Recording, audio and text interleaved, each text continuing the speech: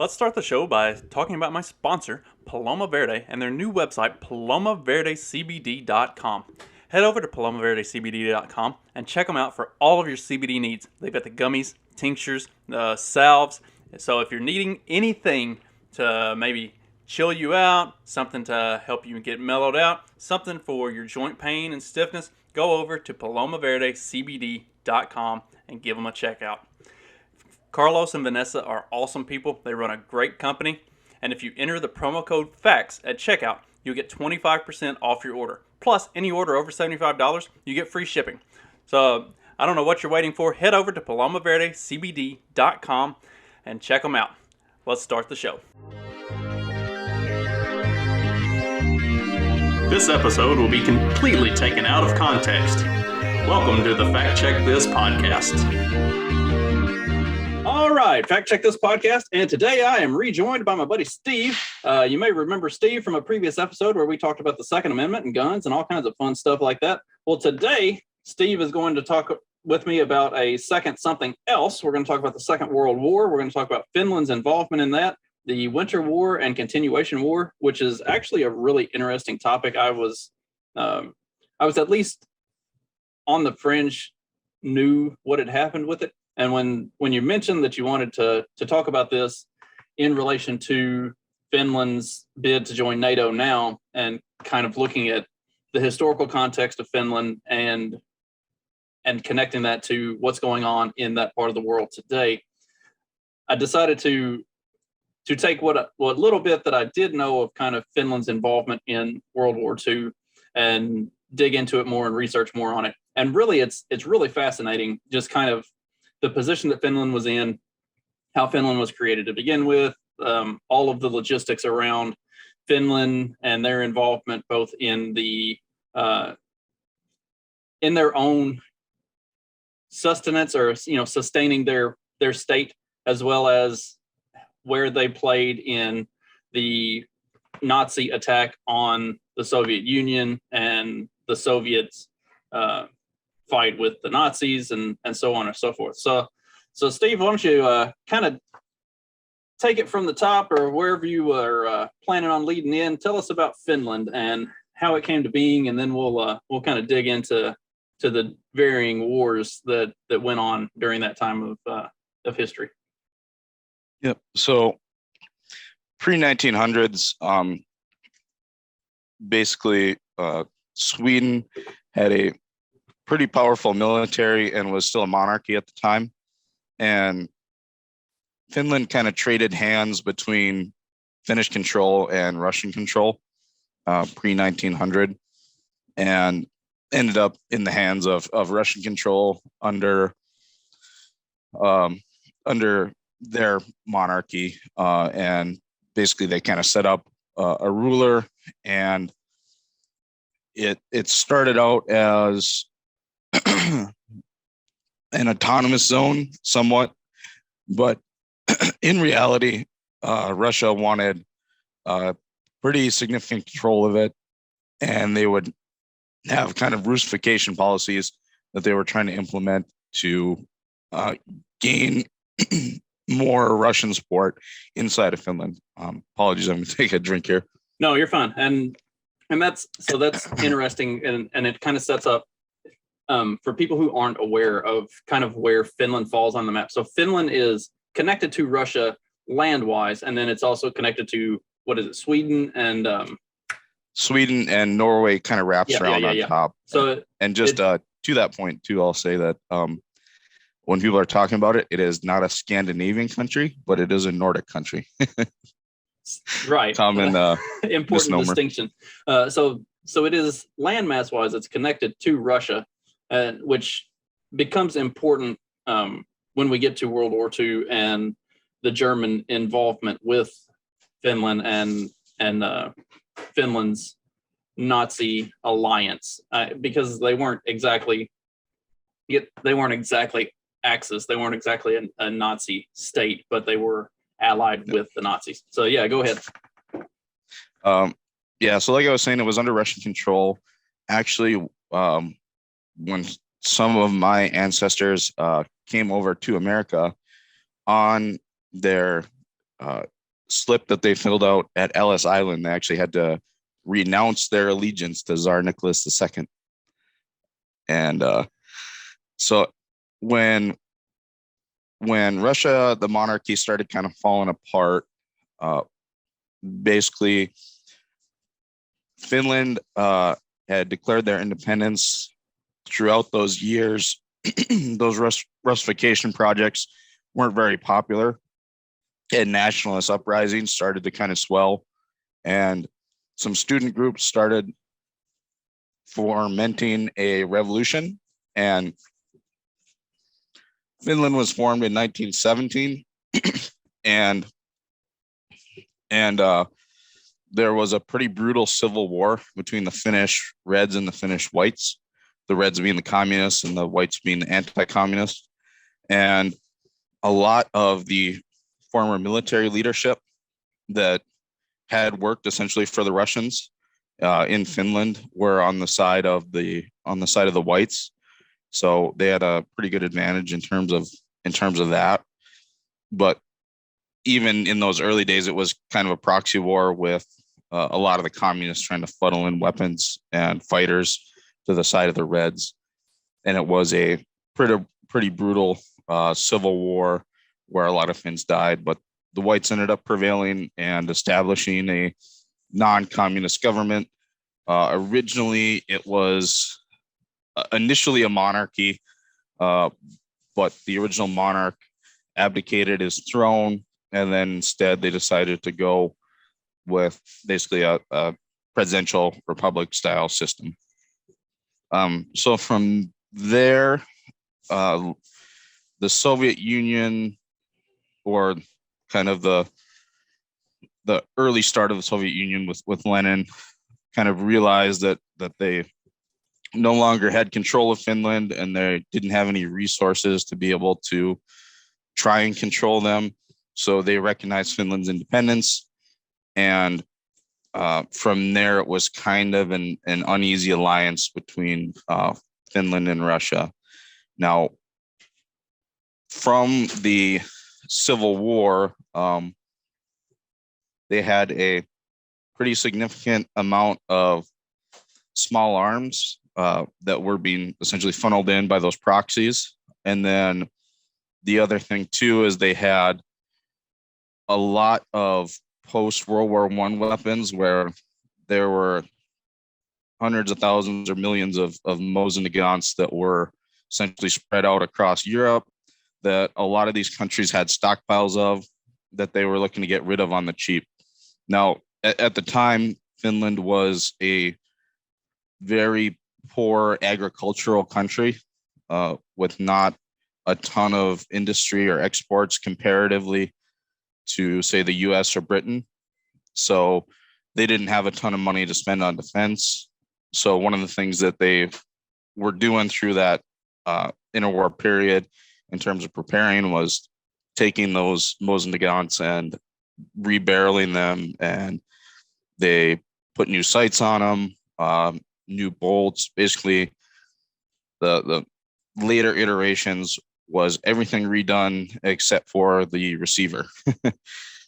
And so they were making the best of what they could with very limited resources. And if you're ever interested on Finnish weapons or Finnish Mosin Nagants, especially in particular, Forgotten Weapons does a great series on that. So getting into the 1930s, with the rise of Stalin. I was going to say, as we move forward a little bit, for anybody who's not familiar with geography and where Finland falls, because I mean, most people don't know a European map. Yeah. If you're not familiar with where Finland falls, like, it's very cold, and so the lack of industry and lack of agriculture is going to really come into play once we get into Nazi Germany expanding its power and moving out through Europe, because that's a big kind of bargaining chip that lends Finland to allying itself with the Nazis. Yep. Yeah, absolutely. Are you able to share a screen and have it recorded? Yeah, actually, I can. Okay. If you want to pull up a map, I can maybe talk to that a little bit. So You should be able to share now. okay.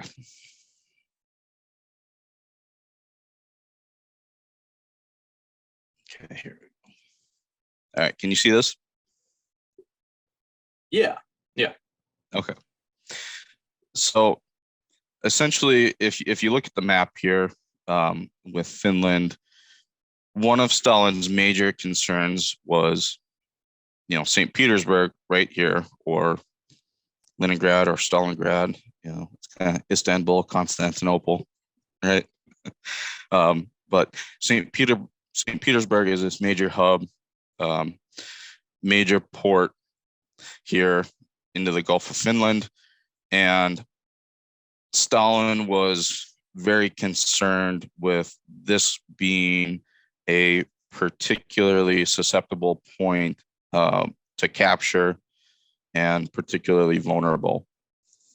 So in the late 1930s, basically,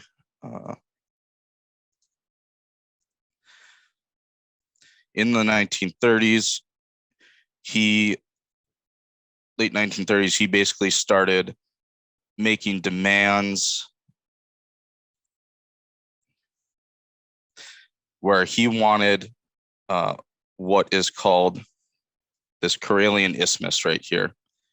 And he wanted to push the borders back to get them away from St. Petersburg. He also wanted some land up here, the Finns to essentially draw back their troops and any fortifications there, as well as some of these islands in the Gulf of Finland. And he wanted that as a buffer zone to not have to worry as much about St. Petersburg. The Finns would come back with counter offers, and they would be rejected by the Soviet Union. Now, can you see my other screen here where I'm pulling up essentially this map? Yes. Okay.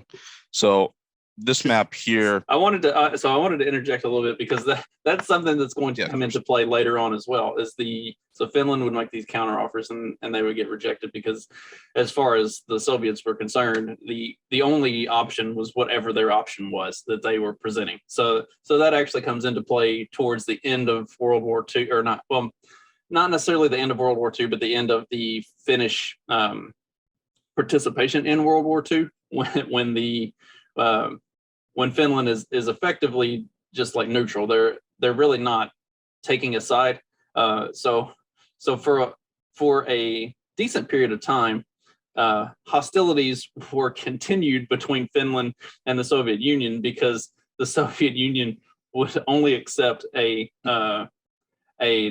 unconditional surrender, and Finland was like, we're not doing that. So they eventually realized that they could get away with a conditional surrender and just put an end to the whole thing, but it caused the whole thing to stretch out.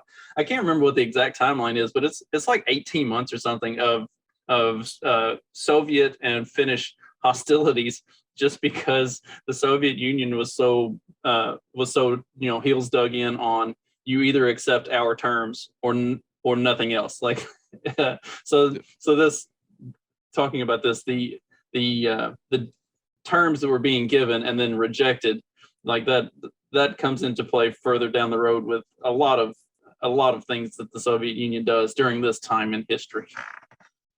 Yeah, and they were smart enough to see the writing on the wall that it was probably a pretext to making these concessions, and then they would have to make more and more concessions. And you see that especially in some of the Baltic states like Estonia, where Russia made similar demands to them. They realized they didn't have any of the resources to be able to resist. And to sum up a long story in that one, essentially it became a Soviet Union state, and a lot of their citizens went off to the gulags. So the Finns had the foresight to maybe see that that this wasn't just a concession that was going to stop at these regions, but you can kind of see on this map. So they wanted Karelia, a couple of these northern areas, and these islands here. And Karelia is a big part that kind of factors into what we're talking about when the war actually kicks off. So in 1939, this is before the invasion of Poland, before Germany is in open hostilities with the Soviet Union. This pre all that. The Russians cut off communications with Finland, any diplomatic communications, and they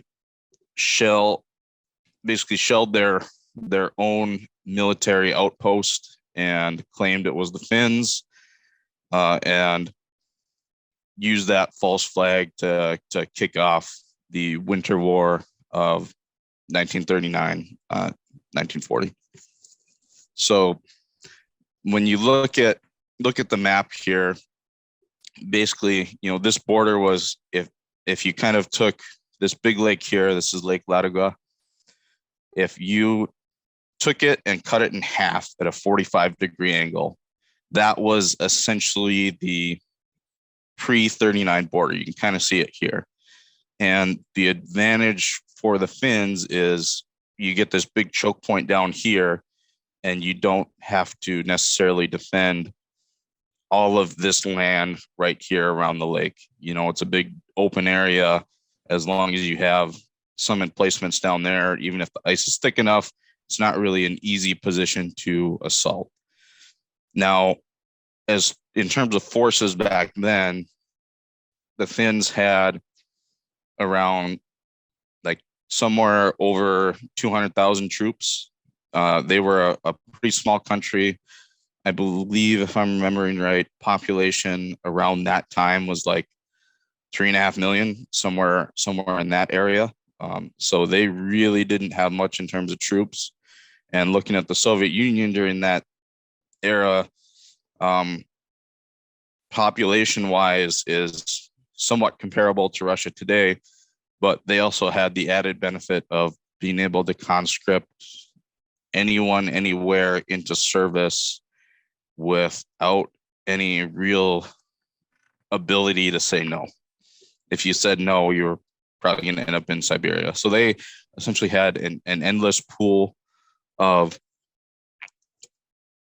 troops that they were able to pull from, and the Finns really only had 200,000. So their thinking was that they were never going to beat Russia in terms of a long, protracted war. They were not going to be able to outmight the Soviet Union. Their desire was to be able to hold out long enough that some of the other nations around them, like Sweden or even the UK, or some of these other powers, would come to their aid. And they had kind of put their faith in the League of Nations and their declared neutrality before the war, and hope that eventually some other countries would come to their aid and help drive off the Russians. They really didn't have anything. They really didn't have anything in terms of tanks or aircraft or artillery, at least in any huge numbers. Oh, sorry, I apologize. 300,000 troops, not 200,000. I was thinking of current numbers, but we'll get into that. But you can see here, 32 tanks, 114 aircraft, and so I guess not nothing, but comparatively to the Soviet Union, effectively nothing. Throughout the war, though, what they were able to do is they were able to capture large amounts of Soviet equipment. So those tank numbers actually increased with how many of the tanks that they were able to capture. But it was never a huge significant factor comparatively to the Soviet Union. Now, at this time, the UK and Sweden and some of these countries that they were looking to get support from, or even the US, were very hesitant to do anything that would provoke the Soviet Union.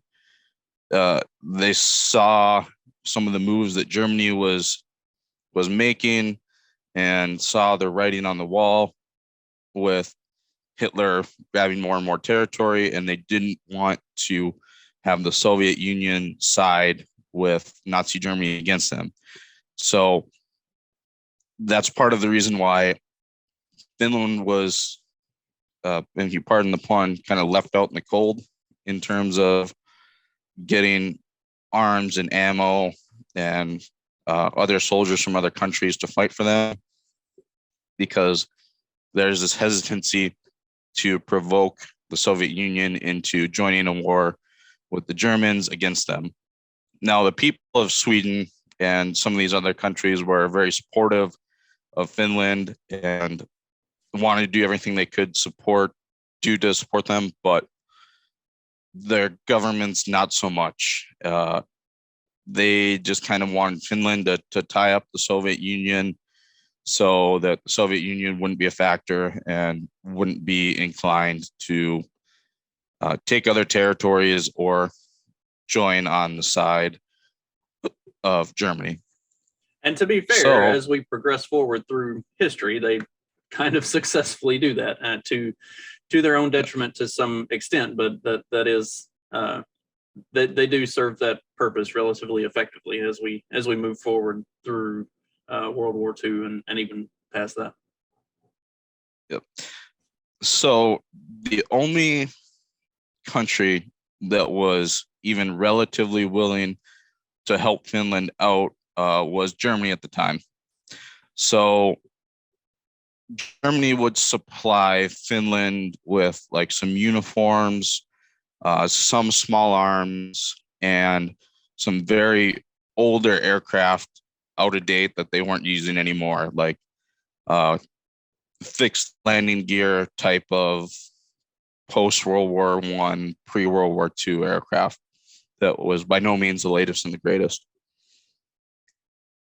The one good thing that Finland had going for it, though, is they had a lot of internal good Finnish firearms design and firearms manufacture inside of Finland. So like with their Mosin refurbishment program, there's the Suomi submachine gun that was completely internally designed and produced, that was kind of a precursor to the PPSH, and some of their own light machine guns and stuff like that. So they had a lot of the design and manufacture of firearms internally, which they had going for them. But as far as military equipment, they really didn't have much. Now, part of the reason why that wasn't as big a factor in some other conflicts is looking at the map here. Like I said, this choke point of the Karelian Isthmus around Lake Ladoga, and then you can see all of the lakes around here, and this is all densely forested area. So like up to the north, this is what you call Lapland, and this is all very sparsely populated, dense forest, pretty much along most of the Finnish eastern border is that kind of terrain with a lot of lakes and a lot of trees. So as far as like a Barbarossa style tank push, like you saw in, say, Poland or something like that, much more difficult to try and pull off in this kind of terrain, in this kind of area. The other thing that the Finns had going for them without that mechanized equipment is a lot of their units were very mobile, and they were prepared for the cold and prepared for the winter. So they had a lot of ski troopers. So they could navigate a lot of this terrain without that military equipment and do so quietly and effectively and be able to move through this area, unlike a lot of the Russian mechanized divisions. And if you look at some old pictures of the Winter War, they actually used reindeer to haul a lot of their gear, which is kind of cool and kind of funny to look at. But it was really effective, and they were able to mobilize a lot better in terms of this terrain than the Soviet Union was. One other thing that I'll point out, so throughout this conflict, one of the first things that the Soviet Union did is they started bombing Helsinki. Now, the foreign minister at the time, Molotov, he was claiming that the bombs that were falling on Helsinki were actually humanitarian aid food drops, that they were dropping bread on Helsinki to feed their starving people. So the term Molotov cocktail, that's kind of the origins of how that came to be. It was like, oh, you're claiming that you're dropping bread on Helsinki. Well, here's your Molotov cocktail. So that's if you hear that term, that's essentially where that came from. So as the Soviet Union was trying to push into Finland,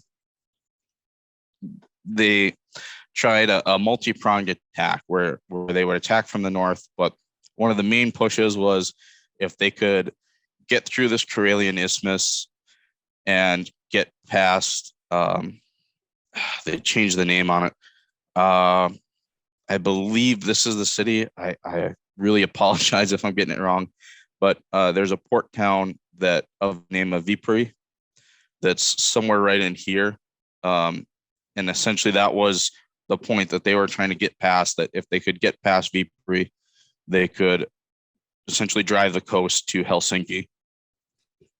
So besides also kind of having these choke points and these mobile troops, the other thing that they had was the Mannerheim Line. So that was named after Carl Gustaf Mannerheim, who was the leader of Finland at the time. He was a general who had served in the Russian army pre-Soviet Union, and he had a lot of experience from that.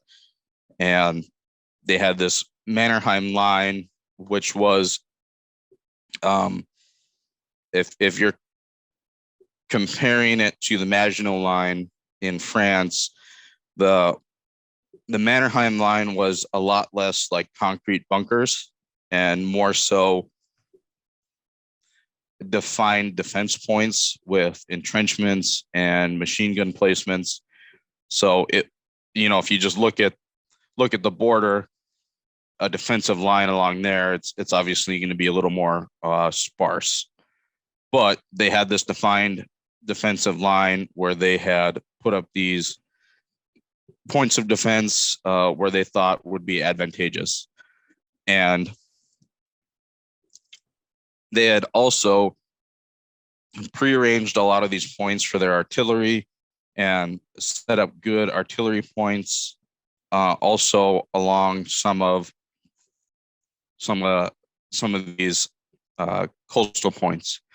So they would have a lot of coastal artillery emplacements on some of these islands, and were set up very well to defend with the amount of artillery that they have. And that was also a pretty big factor in being able to push back the Soviets. So what ended up happening in a lot of cases, so in a lot of these northern areas, very small comparative amounts of Finns were able to hold back a lot larger numbers of Soviet troops. And in a lot of these cases, there weren't really great places to move these mechanized brigades, and they weren't prepared for the Finnish winter whatsoever. So they would have to travel the existing roads that were there to try and make these pushes into Finland. Well, they would inevitably stop some of these troops that were trying to come in through these roads, and once they stopped them, essentially plow their own roads through the snow, or ski around the troops and try and cut them off from the rest of their line of troops. And that ended up being known as what's called mattis, which is a term of basically firewood that's been piled up that's ready to cut. So this line of Soviet troops would get severed, and they would have these little moti pockets where they could essentially just attack and harass them endlessly while they were sitting there with no supplies, no cold weather gear, any of that kind of stuff. And it's similar in the sense of when Hitler was planning Barbarossa against the Soviets, he thought, a few weeks will be done. We're not even going to and give them winter clothing. Similar situation to Stalin at the time. He was very overly optimistic where like, oh, we'll crush Finland in a matter of weeks. No big deal. They don't need any winter clothing. We'll just send them out there, which ended up not being the case. So a lot of these muddy pockets, besides the Finns attacking them, one of the biggest factors was starvation and them getting frostbite. So these surrounded areas, like whenever they would try and light a fire to cook some food or to warm up themselves, they get shot at, which was pretty demoralizing for them. The other factor that you have to think about too is if you look at Finland geographically, during the winter, there's not a ton of sunlight. The days in Finland in the summer are very long and the days in the winter are very short. So nighttime, these units are surrounded without food, without warm clothing, and then they try and light a fire and they get shot at. So it was very demoralizing for a lot of these troops trying to make this push into northern Finland. On the southern coast, I say, and like another important thing that like in that is that everything is frozen. Like during that time, everything's frozen. All the water is frozen. The ground is frozen. Like it's hard to, if you haven't already got established bunkers that you're dug into, it's virtually impossible to dig in. Your equipment doesn't run as good in the cold, especially back then. Like, they didn't have the kind of technology and equipment that we have that, you let your stuff warm up and it runs fine. Like everything bogged down exponentially at that time. So like, think about as cold as it is, if you just live even here where I am in Indiana or as far north as Steve is, like your car doesn't want to run good. Think about having a tank in the 1940s that is in considerably further north. Like we're talking like as far as the globe goes, like this is up in like central Canada type of latitude. So is that longitude or I think that is latitude. Anyway, we're talking about like stupid far north in winter. Nothing is going to be hospitable. This is Mother Nature is actively trying to murder you every day and even more at night. Yeah. So to that point too, if with the equipment, even things is like what type of grease or like how often you're running airplanes or like what type of oil or grease you're using in your guns. Once it starts, and this winter of 39-40 was particularly cold, where it would hit points of like -30, -40 degrees. So the Finns, had lived in this and had been preparing for this. So they knew how to keep their airplanes up and running, what kind of grease and oil to use that wasn't going to freeze when you hit those temperatures. And a lot of the Russian troops were sourced from around the entire Soviet Union. So they had never seen anything like that, had any idea of how to deal with that equipment wise to keep their stuff up and running. The other thing that's interesting that the Finns had going for them, so they would have, they were pretty well fed comparatively to the Soviets, which was a huge factor, especially in that type of weather. And they also had mobile sauna units. So they would literally haul a sauna on a sled, like out to the field, and have their guys come in and they'd be able to take saunas, which really helps just hygiene wise, morale, and keeping your troops warm and healthy. So on the southern coast, the Soviets were having trouble pushing through and getting past Viipuri, and the Finns were putting up a hell of a defense, but the Soviets had the advantage of just being able to throw endless troops at it and just keep throwing more and more and more and more troops. So getting past kind of those winter months and into the springtime, Mannerheim and the Finns kept appealing to Sweden, the UK, and a lot of these other countries, asking for aid. And they started to realize that their days were kind of numbered in terms of how long they could defend the Mannerheim line. And they had essentially three kind of levels of this Mannerheim line, and they had fallen back to like their last line of defense to try and keep the Soviets from pushing any further. But at this point, their army had been ground down.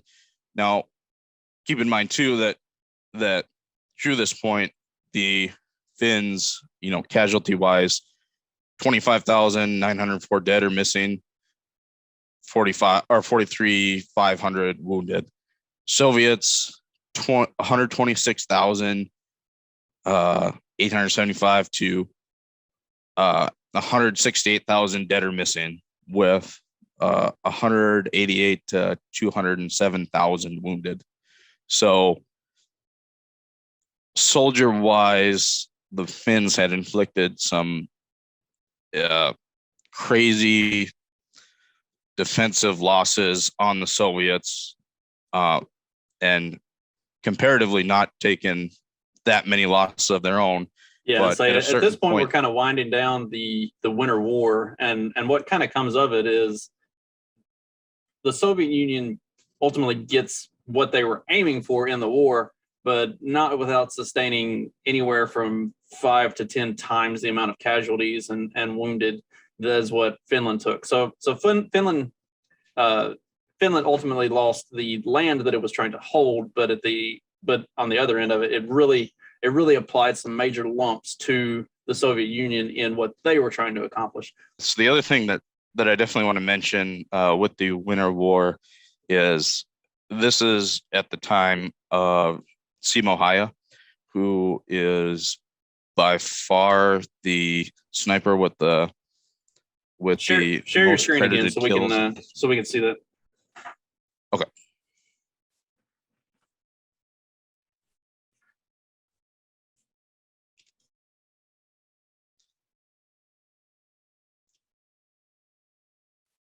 All right. So this was also the same time as this guy here at Simo Häyhä, by far the most credited sniper in history, and probably won't ever even be close.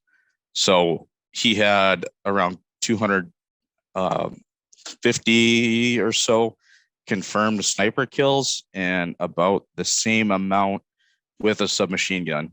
So you're talking like, sorry, my dog is getting ready to throw up right now. But basically, he had 500 confirmed kills, and if you think about the span of it, during a few months of this war. So those accurized versions of those Finnish Mosins, along with their ski troop operations, basically allowed him to put up kill numbers that will never be touched probably in history ever again. But back to kind of the end of the Winter War and what was happening here. The Soviets were closing in on Viipuri. It was looking like they might break through there, as well as some areas in the north. And once that happened and that defensive line was broken through, they could make the push to Helsinki and just essentially install their government. So Mannerheim saw the writing on the wall and basically capitulated some areas in the north, along with those islands that Soviets wanted, along with this Karelian Isthmus right here. So the Soviets got all of that, and then they got their buffer zone that they wanted. Now, the Finns had a tough position at the time of trying to play it off like they could keep going for another 6 months and like we're holding strong, but in reality, they were in pretty dire straits just because of the sheer amounts of numbers of troops and weapons that the Soviets were throwing at this.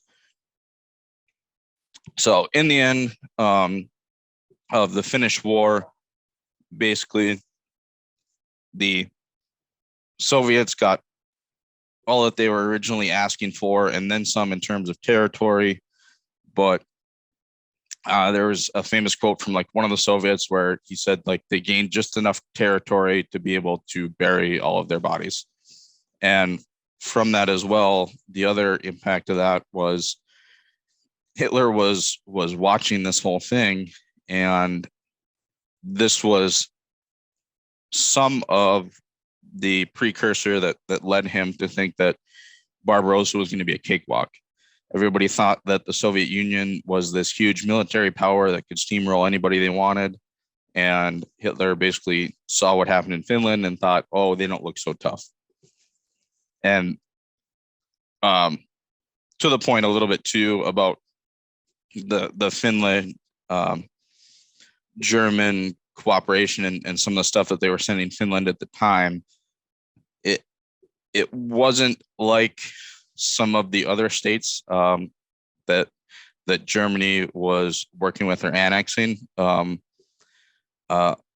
Finland was actually during World War II a safe harbor for some of the Jews that were fleeing Nazi Germany. And when any talk of exiling or doing anything to the Jewish population that was in Finland ever came up, they shut that down real quick. So I want to make sure that that's at least clear that they were not a part of any of that. It was basically kind of an alliance of last resort for them in terms of that aspect. And what we're probably going to look at and talk about as we get into the continuation war side of it is that by the time it's all said and done and it's played itself out, it really becomes pretty apparent that Finland was using the alliance with Nazi Germany to effectively push back and take their lost territory back from the Soviet Union. Like, I'm sure we'll get into it more, but like the primary goal of this alliance and trying to use Finland as an attack point to get into the Soviet Union was to hit Leningrad. And the Finnish generals really didn't have any interest in attacking Leningrad. Like that wasn't a goal of theirs. And so they kind of hung the Germans out to dry every time they tried it, in that they didn't oppose them, they just didn't support them. Like it's like, if you want to go attack Leningrad, cool, you go do your thing. We're not gonna help with that. Like we have our own goals in this alliance, and that's what really, as this whole thing goes forward, talking about the looseness of that Nazi alliance that Finland had, they were really kind of using this to their own benefit to do what was necessary for Finland, and honestly, between the Soviet Union attempting to annex Finland and then the German alliance with Finland, like it seemed like Finland is just kind of a no man's land, that why would anybody waste time either way? But and Finland kind of uses that to their advantage to just remain relatively independent in both conflicts at the end. Yep, and that was their own goal, or their only goal really, was just to remain an autonomous, independent country, and they were just looking for whatever means they could do to maintain that. So when the Winter War concluded, all of the Finnish population in the areas in Lapland that the Soviets took control over, as well as the Karelian Isthmus, they basically gave the Finnish citizens that were still living there that hadn't been evacuated the option of either joining the Soviet Union or fleeing back to Finland, and essentially zero stayed.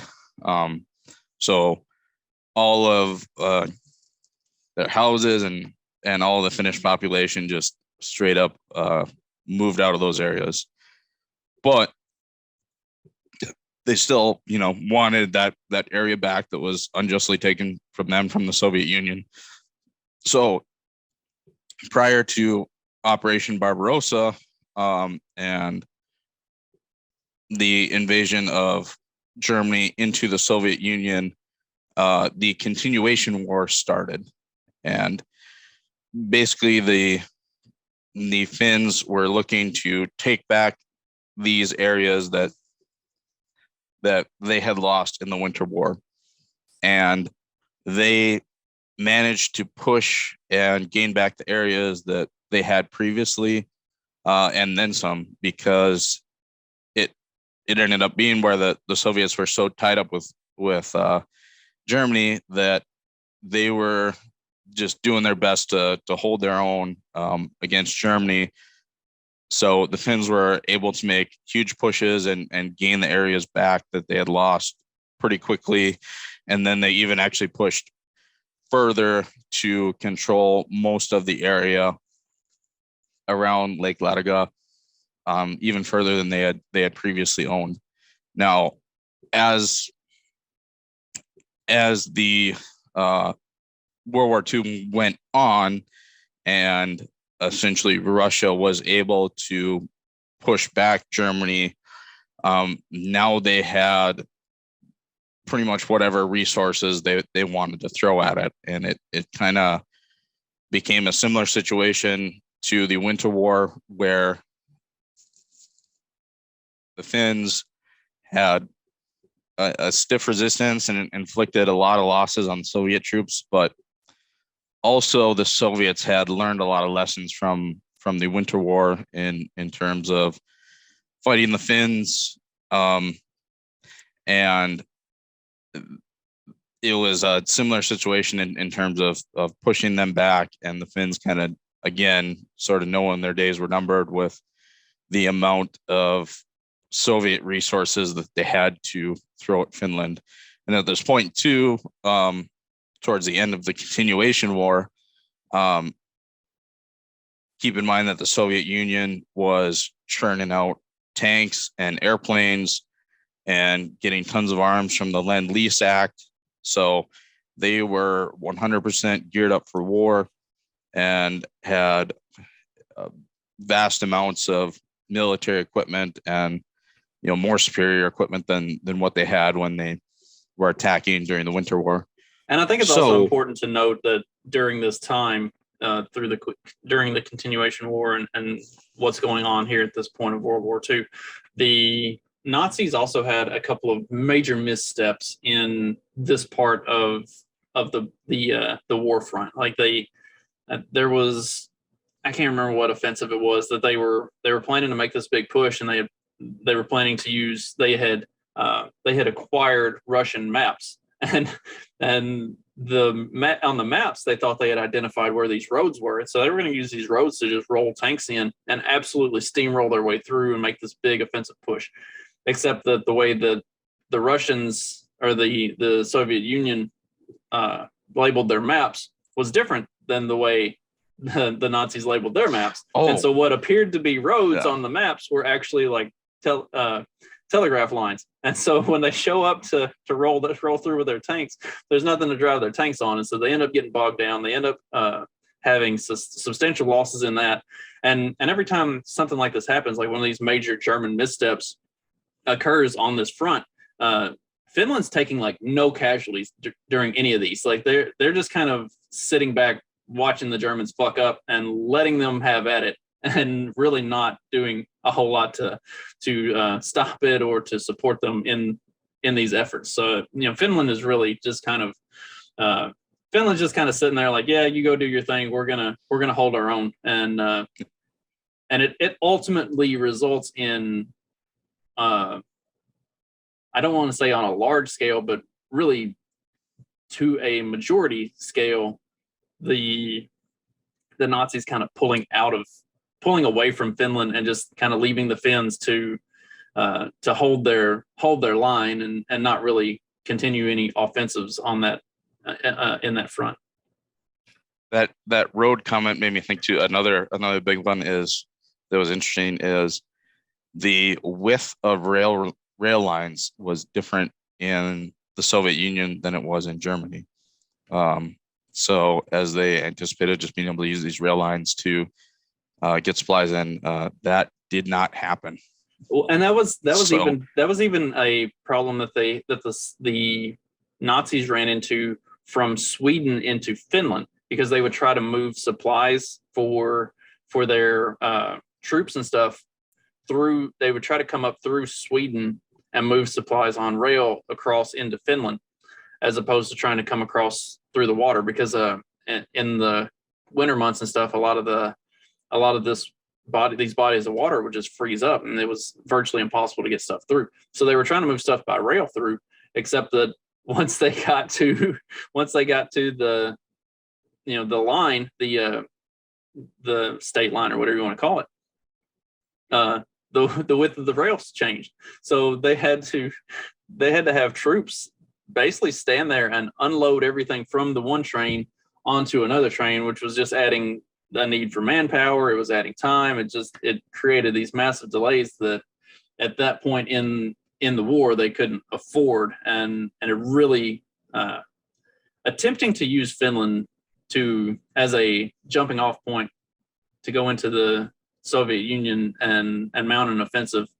It really shot the Nazis in the foot at pretty much every turn. Yeah. Another thing too about some of these lake crossings, when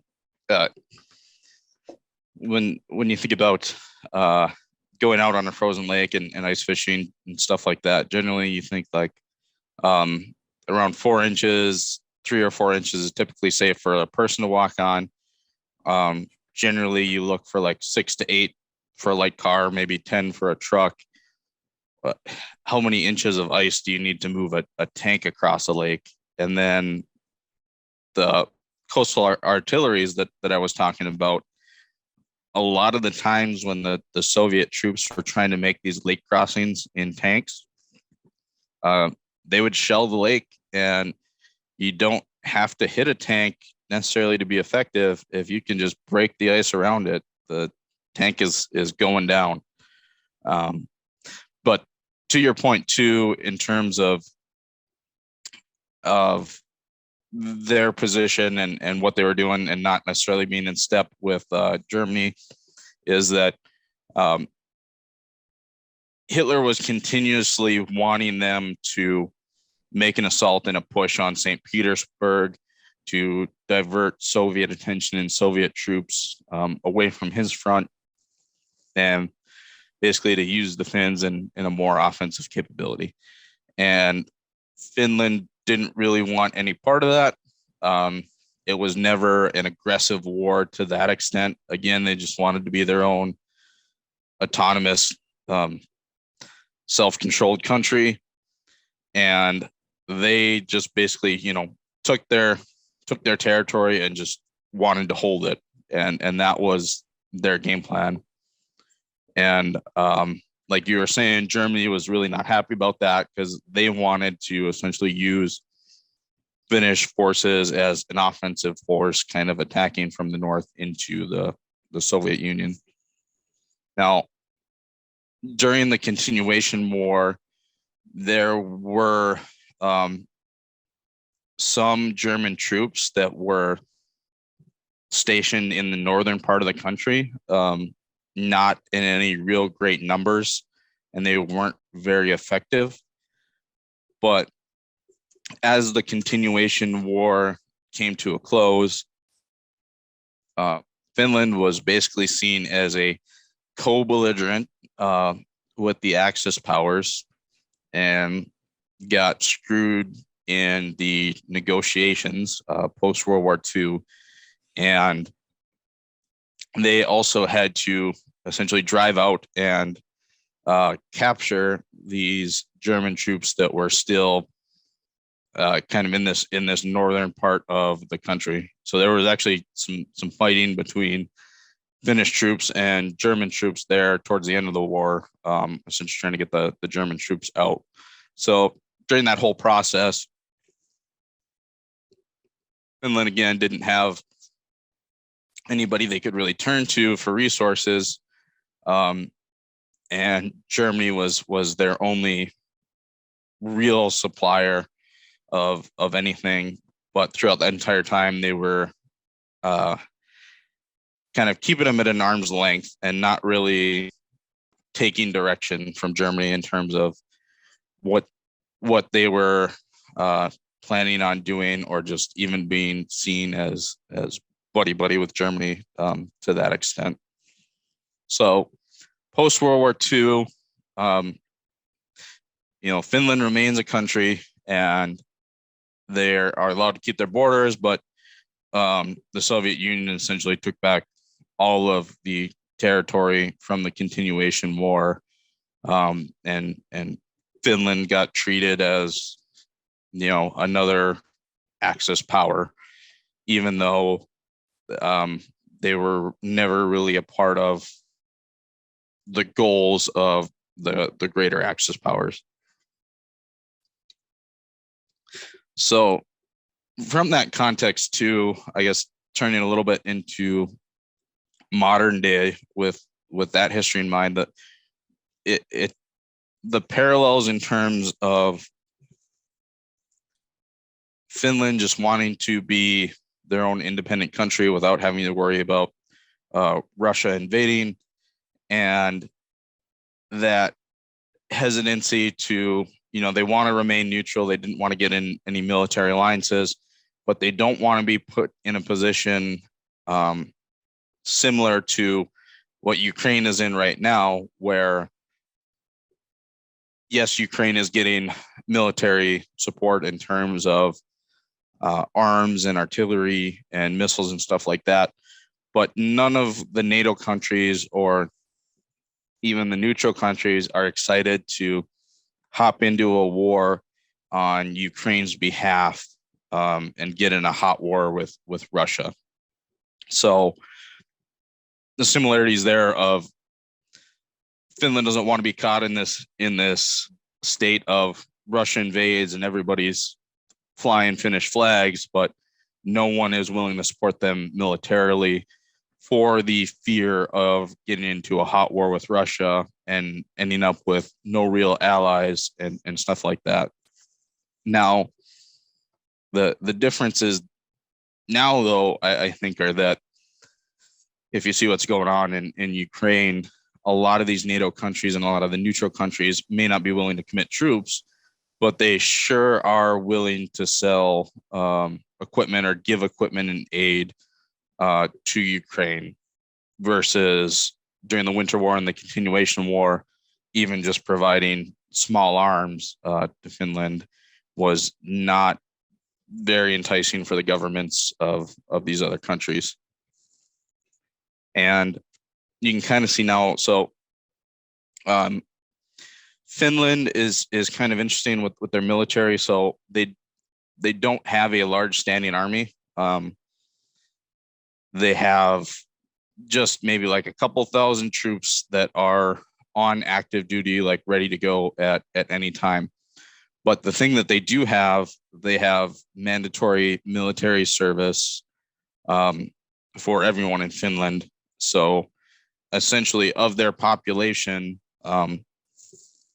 huge percentage of their population has had at least basic military training. So it's not like the US in the sense where it's kind of like all or nothing, where you sign a 4-year contract, and with that 4-year contract, they can do whatever they want with you, and kind of results in a lot of Americans not really having military training or a huge pool of reserves to pull from, where you'd be like starting from scratch. It's like a few months where they get their basic training and then they get to go home.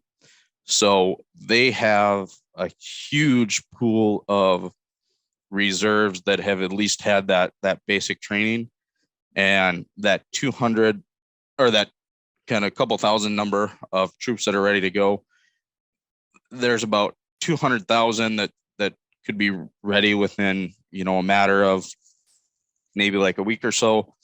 And then there's also, maybe somewhere a little under like 1 million of the population that are fighting age, fit for service, that could be ready relatively quickly after that, and probably would be if the Soviets invade. And if you think about kind of that area and the terrain that they're fighting in, so one of the huge disadvantages is not having this Karelian Isthmus as a defending point. So you don't have that lake essentially serving as a funnel point, but there is this area here where, if you think about the trouble that Russia has had in Ukraine, it's been some supply line issues to an extent, and getting tanks and aircraft taken down by man pads or other portable missiles or anti-tank devices. Well, in a country that's heavily wooded, and a lot of lakes, in these forests like this, if they're having trouble with that in the fairly open terrain of the Ukraine, it would be very easy for non-mechanized troops to wreak some real havoc with some of those portable anti-tank and anti-aircraft devices. And with the amount of troops that Finland could pull together, and probably getting a lot of support from those other countries, it could be a real nightmare for the Russians if they tried to invade Finland again. And as far as, tanks and aircraft, Finland really doesn't have that much, but what they do have in terms of tanks is, they have Leopard 2s from Germany for tanks, and they have for fighter aircraft, they've got F-18s and a significant amount of anti-aircraft batteries and guns and stuff like that.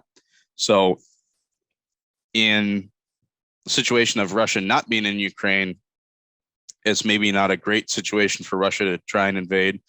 But when they have significant portions of their forces tied up in the Ukraine, there's no real scenario where they could effectively invade Finland without really suffering some major consequences for doing it at this point. And I think Putin kind of knows that, and that's been somewhat of the extent where, if you listen to his rhetoric about Finland and Sweden joining NATO now, he's been kind of posturing the nuclear option, like putting missiles close to the border and kind of making inferences that might be an option out there.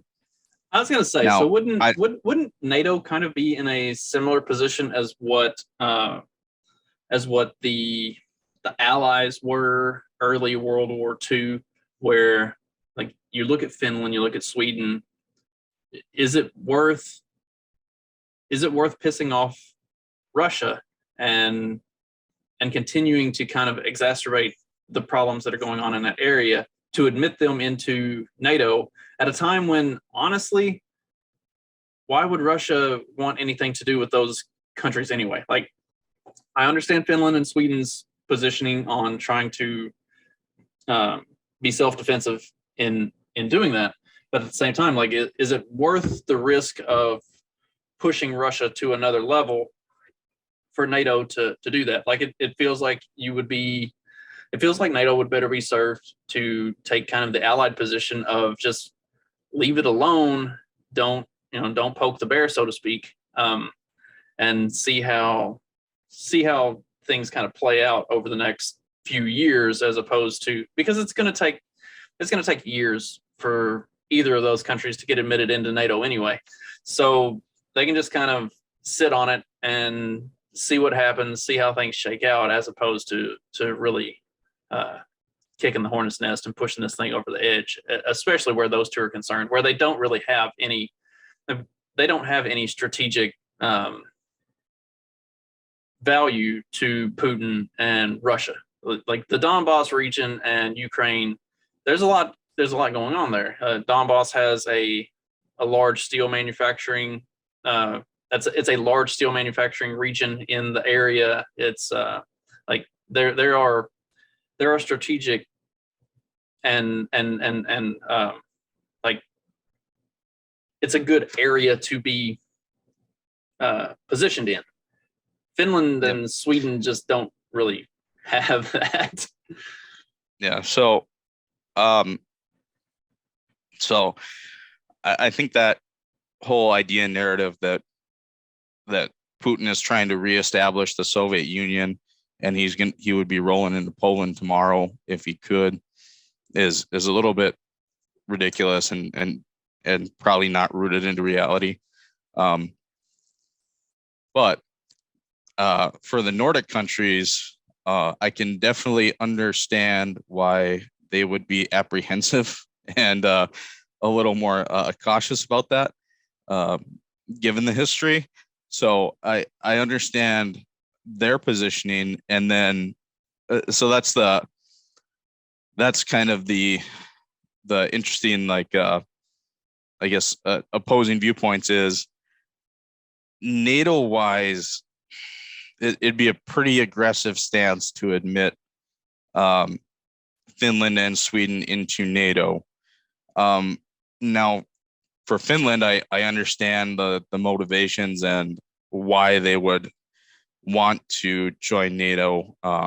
The motivations for NATO itself is kind of a dangerous line to be walking in terms of that. So yeah, it's definitely an interesting situation with all that at play, and it looks like NATO's all for them joining except for Turkey. And I was curious and researching, like, oh, why wouldn't Turkey want Finland and Sweden to join when all the other NATO countries are all for it and all about it? Well, it turns out that Erdogan is basically calling Finland and Sweden a terrorist safe haven in terms of Kurdish people living in Finland and Sweden, and basically he wants them to expedite some of their Kurdish population to Turkey under the guise of them being terrorists. Erdogan basically is very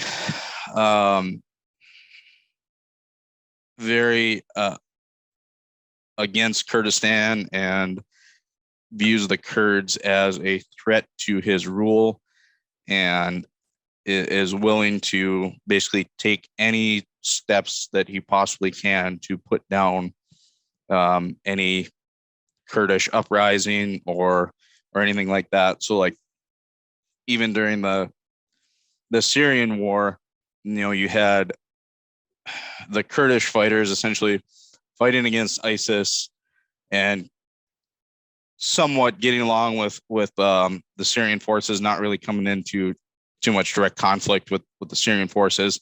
But meanwhile, Turkey was making air raids and bombing the Kurdish Peshmerga fighters. So it's, I don't know. It's he's a very single-minded person when it comes to that. So that kind of took me to surprise a little bit, where it was like, well, how many Kurdish people do they really have in the country? And they have some numbers, but it's nothing really that significant. But that was essentially Erdogan's gripe in terms of not wanting Finland and NATO to join.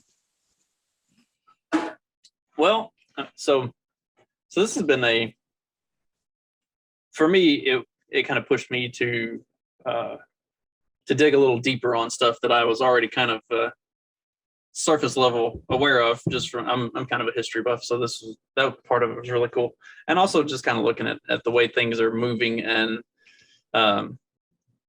to get a piece of this whole Ukraine, NATO, Russia thing on the table for people who probably wouldn't look at this stuff otherwise. Like Finland and Sweden putting in to join NATO, for most people, you wouldn't understand why that's problematic. Most people don't even know, like we talked about with the geography side of it, most people don't even know where they are on a map, much less why that would be problematic. So to kind of give some historical context and lay out where a lot of the continued conflict comes from, because regardless of the fact that it was 80 years ago, there is still some of that lingers throughout a lot of Europe. Like, just because World War II ended so long ago doesn't mean it necessarily ended for the states involved in the whole thing. Like, there's still stuff that crops itself up, especially where Russia is involved, because the Soviet Union had so much power and influence for such a long period of time, and even to a decent extent, they still do, especially with as much control as they hold over the oil supply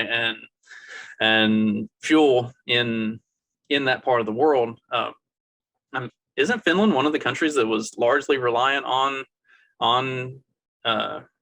Russian oil and gas, and got told either you pay with rubles or you get your supply cut off, and they got their supply cut off?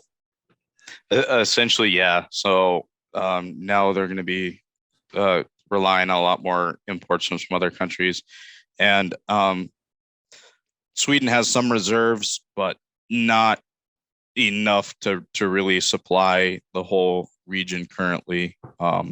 So yeah, they're going to have to be looking for other sources. I know we're wrapping up, but there's a lot of tensions going on there that have been like, it's historical tensions that are still kind of at play even today.